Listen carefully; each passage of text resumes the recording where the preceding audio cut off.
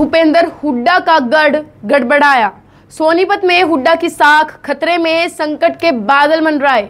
नमस्कार, मैं हूं हनी शर्मा और आप देख रहे हैं द लोकल न्यूज का खास प्रोग्राम पॉलिटिकल स्टोरी में आज हम बात करेंगे सोनीपत जिले की सभी 6 सीटों के ताजा चुनावी रुझान के बारे में। दरअसल हुड्डा फैमिली जितनी कंफर्टेबल रोहतक में नजर आ रही थी, उतनी ही ज्यादा मुश्किल में वो सोनीपत में फंसी है। सोनीपत के 6 के 6 सीटों के हालात भूपेंद्र हुड्डा के लिए खतरे की घंटी बजाने का काम कर रहे हैं और ये 6 की 6 सीटों में कांग्रेस फंसी हुई है। यानी सोनीपत की 6 सीटों पर भूपेंद्र हुड्डा की साख खतरे में पड़ी हुई है और उनके साथ यहाँ पर भुंडी बन सकती है। सोनीपत जिलों की 6 सीटों के क्या हालात हैं, ये जानने के लिए आज की हमारी इस खास खबर यानी पॉलिटिकल स्टोरी को ध्यान से जरूर देखिए और सुनिए। सोनीपत जिले की ग्राउंड रिपोर्ट ये है कि भूपेंद्र हुड्डा के लिए पूरे हरियाणा में अगर सबसे ज्यादा दिक्कत कहीं पर है तो वह सोनीपत जिले में है। सोनीपत जिले की 6 सीटें भूपेंद्र हुड्डा के लिए सबसे बड़ी सिरदर्दी बनी हुई है। भूपेंद्र हुड्डा के खासम खास और पूर्व विधायक जय तीरथ दहिया के इस्तीफे के बाद राय सीट भूपेंद्र हुड्डा की हद से बाहर चली गई है। यानी यहाँ पर कांग्रेस के जय भगवान अंतिल की हार की गारंटी भी हो गई है। उनके हार के पक्के आसार बन गए हैं। जय तीरथ दहिया के आरोप वास्तव में बेहद गंभीर हैं।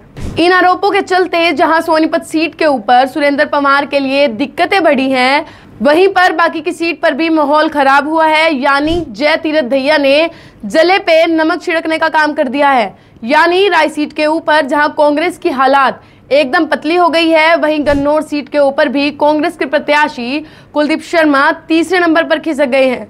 कुलदीप शर्मा को लेकर इतनी ज्यादा नेगेटिविटी है कि उनके बचाव के लिए भूपेंद्र हुड्डा को खुद भी अपील जारी करनी पड़ी थी, लेकिन इसके बावजूद भी हालात नहीं बदले। कुलदीप शर्मा की सिचुएशन को सुधारने के लिए भूपेंद्र हुड्डा भी मैदान में आए, 4 जनसभाएं भी की, लेकिन हल्के के वोटर साफ तौर पर कुलदीप शर्मा को वोट देने से इनकार कर रहे हैं। गन्नौर सीट के ऊपर निर्दलीय उम्मीदवार देवेंद्र कादयान का काफिला लगातार बढ़ रहा है। उनके पक्ष में लोगों का रुझान बढ़ रहा है। देवेंद्र कादयान के पक्ष में लोगों का लगाव बढ़ रहा है, क्योंकि उनके साथ में बेचारा शब्द जुड़ गया है और लोग इमोशनल तरीके से देवेंद्र कादयान का साथ निभा रहे हैं। जो जाट वोटर बीजेपी का नेता होने के कारण देवेंद्र कादयान से कट रहे थे, वो भी अब खुले तौर पर उनका समर्थन दे रहे हैं, उनका साथ दे रहे हैं और उनके पक्ष में प्रचार भी कर रहे हैं। बाकी जातियों के वोटर भी भूपेंद्र हुड्डा की बजाय इस समय देवेंद्र कादयान के साथ में जुड़े हुए हैं। यानी देवेंद्र कादयान को 36 बिरादरियों का समर्थन हासिल हो रहा है और यही वजह है गन्नौर सीट के ऊपर मुकाबला साफ तौर पर देवेंद्र कादयान और बीजेपी के देवेंद्र कौशिक के बीच में हो गया है। लेकिन देवेंद्र कौशिक के साथ भी बीजेपी के लोग गद्दारी का हिसाब बराबर करने के लिए तैयार खड़े हैं।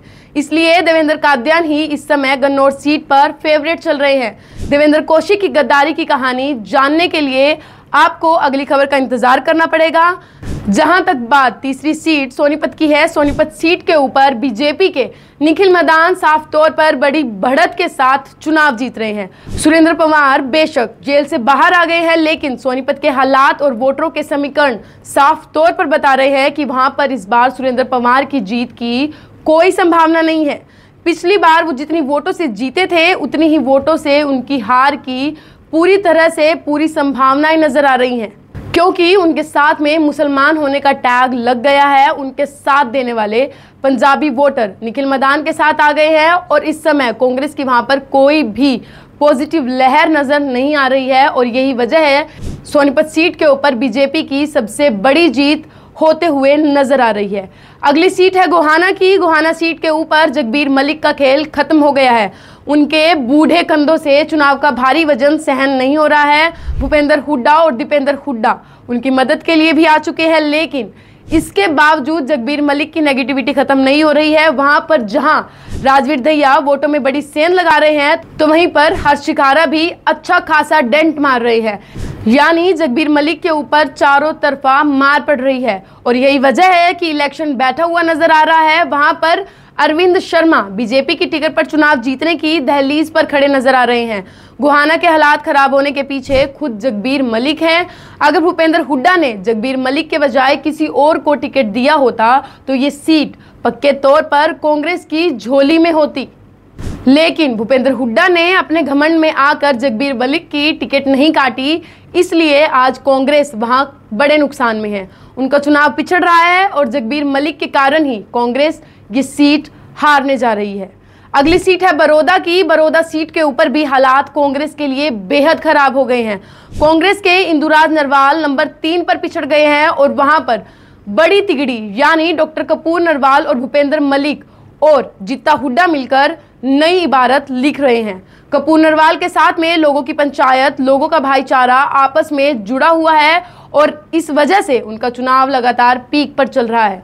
उनके साथ में लोगों की सहानुभूति है, उनके साथ में लोगों का लगाव है और यही वजह है कि डॉक्टर कपूर नरवाल का चुनाव पब्लिक लड़ रही है और उनका चुनाव लगातार मजबूती पकड़ रहा है। और यहाँ पर इंदुराज नरवाल भालू के पक्ष में नहीं है।